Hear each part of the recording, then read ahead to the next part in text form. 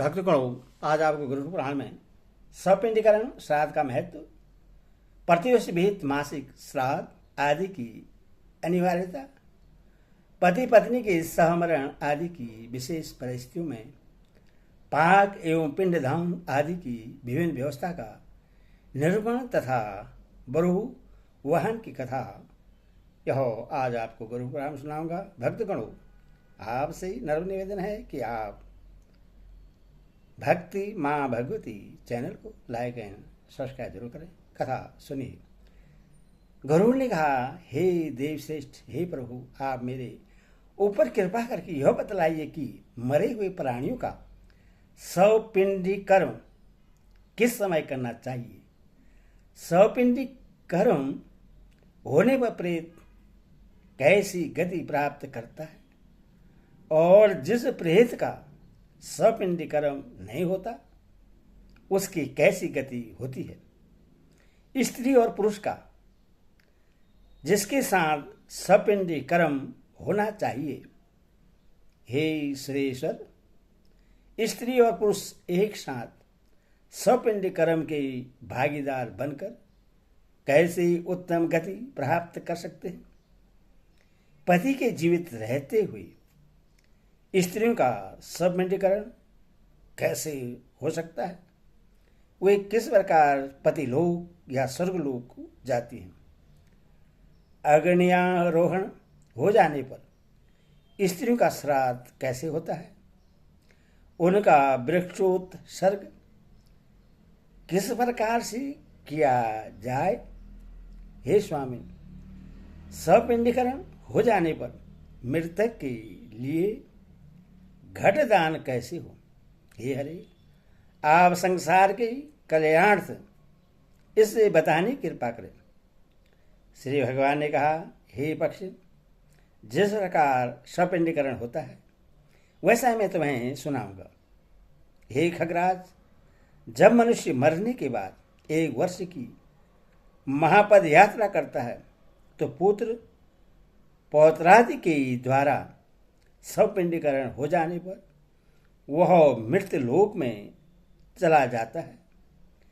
इसलिए पुत्र को पिता का सपिंडीकरण करना चाहिए।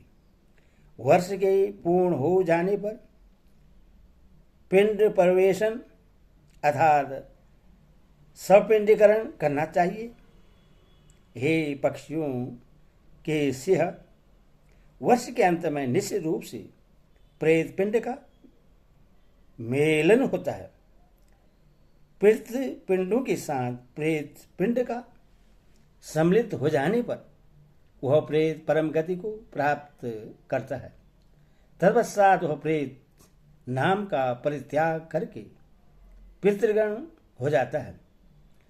अपने गोत्र या सापिंडिक में जितने लोगों को औषध शास्त्रानुसार होता है, उनके यहाँ यदि विवाह या कोई शुभ कार्य होना है तो तीसरे पक्ष या 6 मास में भी सपिंडीकरण किया जा सकता है। हे खगेश्वर, गृहस्थ के घर में यदि किसी का मरण हुआ हो तो विवाह आदि शुभ कार्य नहीं करने चाहिए जब तक सपिंडीकरण नहीं हो जाता है। तब तक भिक्षुक उस घर की भिक्षा को स्वीकार नहीं करता है। अपने गोत्र में अशौच तब तक रहता है जब तक पिंड का मेलन नहीं हो जाता है। पिंड मेलन होने पर प्रेत शब्द निवृत्त हो जाता है। कुल धर्म अनंत है। पुरुष की आयु क्षयशील है और शरीर नाशवान है। इस कारण 12वां दिन ही सपिंडीकरण कर्म के लिए प्रस्त समय होता है।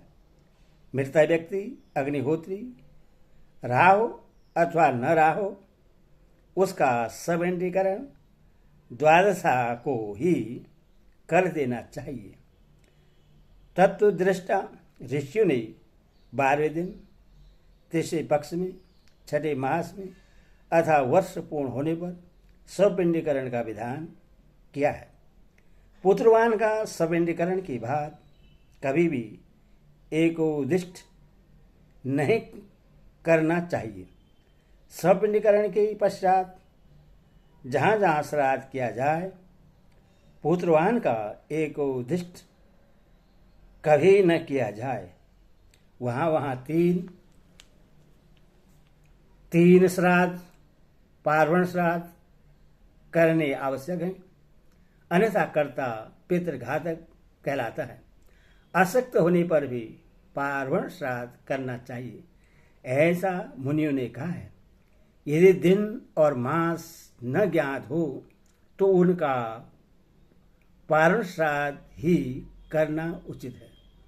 पितरों के साथ वह पिता इस लोक में पुत्र के द्वारा दिए गए दान का फल तब तक नहीं प्राप्त करता जब तक उसका शरीर की उत्पत्ति पुनः 10 गात्र के पिंड से नहीं हो जाती। ऐसी स्थिति में पुत्र द्वारा किए गए इन्हीं 16 श्राद्धों से प्रेत यमपास के बंधन से मुक्त होता है। पुत्र रहित पुरुष का सपिंडीकरण नहीं करना चाहिए। पति के जीवित रहने पर स्त्री का भी सपिंडन नहीं होना चाहिए। जिस कन्या का विवाह ब्रह्मादि विवाह विधि से हुआ है, उसकी पिंडोदक क्रियाएं पति के गोत्र से करनी चाहिए। आसुरादि विधि से जिसका विवाह हुआ है, उसकी पिंडोदक क्रिया पिता के गोत्र से करनी चाहिए। पिता का सपिंडीकरण सदैव पुत्र करे। यदि पुत्र नहीं है तो स्वयं उसकी पत्नी उस क्रिया का निर्वाह करे। उसके भी न रहने पर सहोदर भाई का पुत्र अथवा शिष्य सपिंडीकरण कर सकता है। सपिंडीकरण करके वह नांदीमुख श्राद्ध करे। एकक पुत्र न रहने पर श्रेष्ठ भाई का सपिंडीकरण कनिष्ठ भाई करे। उसके अभाव में भतीजा या पत्नी उस कर्म को संपन्न करे। मनु ने कहा है कि यदि सहोदर भाइयों में एक भी भाई पुत्रवान हो जाए तो उस पुत्र से अन्य सभी भाई पुत्रवान हो जाते हैं। यदि सभी भाई पुत्रहीन हैं तो उनका सपिंडीकरण उनकी पत्नी को करना चाहिए, अथवा वह पत्नी स्वयं न करके ऋतु से या पुरोहित से कराए। चूड़ाकरण एवं उपनयन संस्कार से संस्कृत पुत्र पिता के श्राद्ध को करे। जिस पुत्र का उपनयन संस्कार नहीं हुआ है, केवल चूड़ाकरण संस्कार हुआ है, वह श्राद्ध में स्वधा का उच्चारण तो कर सकता है, पर वेद मंत्र का उच्चारण नहीं कर सकता। स्त्री का सपिंडीकरण उसके पति, ससुर तथा पर ससुर के साथ करना चाहिए। स्त्री जाति का यह कर्म भतीजा तथा सहोदर छोटा भाई भी कर सकता है। संवत्सर पूर्ण होने के पहले अथवा वर्ष के पूर्ण होने पर दूसरे वर्ष के संधि काल में जिन प्रेतों का सपिंडीकरण होता है, उनकी क्रिया पृथक नहीं की जाती। हे वर्ष सपिंडीकरण हो जाने के पश्चात पृथक क्रिया करना निंदनीय माना गया है। जो व्यक्ति अपने पिता को पृथक पिंडदान देता है वह पृथहंता होता है। सपिंडीकरण के बाद पृथक श्राद्ध उचित नहीं है। यदि कोई पृथक पिंडदान करता है तो वह पुनः सपिंडीकरण करे। जो मनुष्य सपिंडीकरण करके एकोदिष्ट श्राद्ध करता है, वह स्वयं को तथा प्रेत को यमराज के अधीन कर देता है। हे पक्षिन, वर्ष प्रयत्न प्रेत से संबंधित जो भी क्रिया की जाए उसके नाम और गोत्र के सहित विद्वान व्यक्ति करे। सपिंडीकरण कर देने पर भोजन और घटादि का दान, पददान तथा अन्य जो दान है उन्हें एक को मृत व्यक्ति को ही उद्देश्य करके देना चाहिए। वर्ष भर के लिए अन्न और जलपूर्ण घटादि की संख्या का निर्धारण करके ब्राह्मण को प्रदान करे। पिंडदान देने के पश्चात यथाशक्ति वर्ष भर के लिए उपयोगी समस्त सामग्री दान में दे। ऐसा होने पर मृत व्यक्ति दिव्य देह धारण करके विमान द्वारा सुखपूर्वक यमलोक चला जाता है। पिता के जीवित रहने के कारण मृत पुत्र का पिता के साथ सपिंडीकरण नहीं हो सकता, अर्थात उसका सपिंडीकरण पितामह आदि के साथ होगा। ऐसे ही पति के जीवित होने पर स्त्री का सपिंडीकरण उसकी ससुर आदि के साथ होगा। पति की मृत्यु हो जाने के बाद चौथे दिन जो पतिव्रता स्त्री अपने शरीर को अग्नि में संपृक्त कर देती है उसका वर्षोत्सर्गादि कर्म पति की क्रिया के ही दिन करना चाहिए। पुत्री का पुत्रोत्पत्ति के पूर्व पति के गोत्र वाली होती है।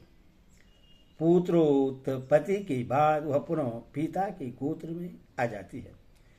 पुत्री का उस कन्या को कहते हैं जिस कन्या का पिता विवाह के समय जमाता से यह तय कर लेता है कि इस कन्या से जो पुत्र पैदा होगा वह मेरा पुत्र होगा। यदि स्त्री अपने पति के साथ अग्नि में आरोहण करती है तो उसके पति के साथ समस्त और वैदिक क्रिया करनी चाहिए, किंतु सय तिथि में पुत्र को उसका श्राद्ध पृथक रूप में करना चाहिए। यदि पति पत्नी पुत्र रहित हैं और वे दोनों एक ही दिन मर जाते हैं तथा उनका दाह संस्कार एक ही चिता पर होता है तो उन दोनों के श्राद्धों को पृथक पृथक करना चाहिए, किंतु पत्नी का सपिंडीकरण पति के साथ ही होगा। यदि पति के साथ पत्नी का पिंडदान पृथक पृथक होता है तो उस पिंडदान से वह दंपति पावलिप्त नहीं होता। यह मेरा सत्य वचन है। यदि पति पत्नी दोनों का एक ही चिता पर दाह संस्कार होता है तो उन दोनों के लिए पाक एक ही साथ बनाया जाए, किंतु पिंडदान पृथक पृथक होना चाहिए। एकादश सहा को वृक्षोत्सर्ग, षोडश प्रेश्राद्ध, घटादि दान, पददान और जो महादान है उन्हें पति पत्नी का वर्ष प्रयत्न पृथक पृथक ही करना चाहिए। ऐसा करने से प्रेत को चिरकालीन सतृप्ति प्राप्त होती है। एक गोत्र से संबंधित एक साथ मरे हुए स्त्री अथवा पुरुष से संबंध कृत्य में आहुति की भेदी एक ही होनी चाहिए, किंतु होम पृथक पृथक होना चाहिए।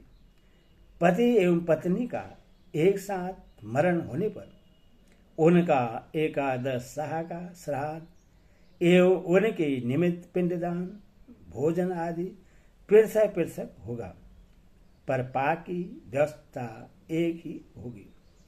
यह विधान केवल पति पत्नी के एक साथ मरण में ही है, अन्य किसी के मरण में ऐसा विधान गृहीत नहीं है। पुत्र माता पिता के लिए एक ही पाक से यथा विधान श्राद्ध करता है।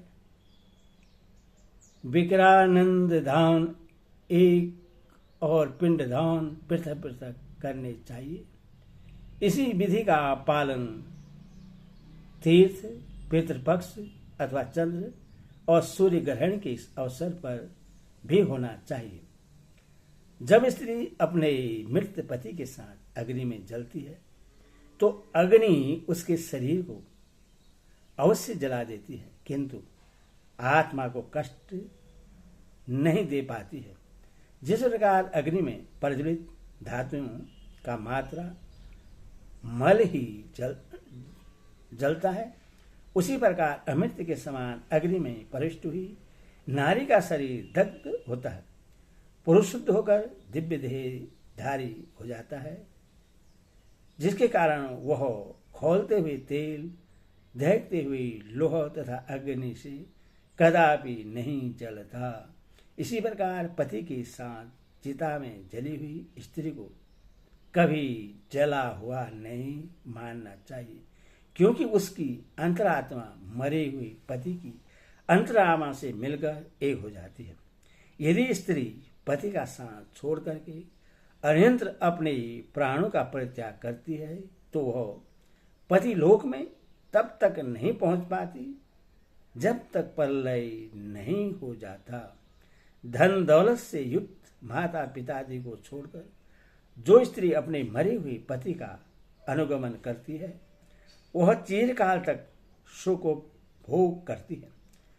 वह पति से युक्त नारी उस स्वर्ग में 3.5 करोड़ दिव्य वर्षों तक नक्षत्र के साथ स्वर्ग में रहकर अंत में मेहनती प्रीति प्राप्त करके ऐश्वर्य संपन्न कुल में उत्पन्न होती है। धर्मपूर्वक विवाहिता जो स्त्री यदि पति सगति नहीं करती है तो जन्म जन्मांतर तक दुखी, दुशीला और अप्रियवादिनी होती है। जो स्त्री अपने पति को छोड़कर पर पुरुष की अनुगामिनी हो जाती है वह अन्य जन्मों में चमगादड़ी, छिपकली, गोहली अथवा द्विमुखी सर्पिणी होती है। अतः स्त्री को मन, वाणी और कर्म इन सभी के द्वारा प्रयत्नपूर्वक अपने मृत या जीवित पति की सेवा करनी चाहिए। पति के जीवित रहते हुए अथवा उसके मरने पर जो स्त्री व्यभिचार करती है वह अनेक जन्मों तक वैधव्य जीवन प्राप्त करती है और दुर्भाग्य उसका साथ नहीं छोड़ता। देवता और पितरों को श्रद्धापूर्वक जो कुछ दिया जाता है उसका समग्र फल उससे पति की पूजा करने से प्राप्त हो जाता है। इसीलिए स्त्री को पति की पूजा करनी चाहिए। हे पक्षश्रेष्ठ, पातिव्रत धर्म रूप सत्कर्म का पालन करने पर स्त्री चिरकाल तक पति लोक में निवास करती है। जब तक सूर्य और चंद्र विद्यमान है तब तक वह स्वर्ग में देवतुल्य बनी रहती है। उसके बाद दीर्घायु प्राप्त करके इस लोक में वैभवशाली कुल में जन्म लेती है तथा कभी भी पति वियोग का दुख नहीं झेलती। हे खगराज, मैंने यह सब तुम्हें बता दिया। अब मृत प्राणी को सुख प्रदान करने वाले विशेष कर्म को बताऊंगा। मृत्यु के बाद द्वादशाह के दिन यथाविधि सपिंड आदि समस्त कार्य करके वर्ष प्रयत्न प्रतिदिन जलपूर्ण घट और अन्न का दान एवं मासिक श्राद्ध करना चाहिए। हे पक्षन, प्रेत कार्य को छोड़कर अन्य किए हुए कार्य की आवृत्ति नहीं होनी चाहिए। यदि कोई मनुष्य अन्य कार्य करता है तो पूर्व का किया गया कार्य भी नष्ट हो जाता है। मृतक के द्वादशाह के दिन विहित कीर्ति वर्ष प्रयत्न पुनः करने चाहिए। इससे प्रेत अक्षय सुख प्राप्त करता है। प्रतिमान जल से परिपूर्ण सानोदक घट का दान करना चाहिए। हे ताक्षस, वृद्ध श्राद्ध के कारण जो पुत्र अपने पिता का सपिंडीकरण श्राद्ध कर लेता है तो भी उससे प्रत्येक मास में एक पिंड अन्न और जल से पूर्ण कुंभ का दान करना चाहिए। ताक्षस ने कहा, हे विभु, आपने जिन प्रेतों का वर्णन किया है वो इस धरती पर कैसे निवास करते हैं, उनके रूप किस प्रकार के होते हैं, वे कौन कौन से कर्म फलों के द्वारा महाप्रेत और पिशाच बन जाते हैं, और किस शुभ दान से प्राणी की प्रेत योनि छुट जाती है। हे मधुसूदन, समस्त जगत के कल्याणार्थ मुझको यह सब बतलाने की कृपा करें। ओम विष्णु ही नमः, विष्णु ही नमः, विष्णु ही नमः। इसका अगला वीडियो में बताऊंगा।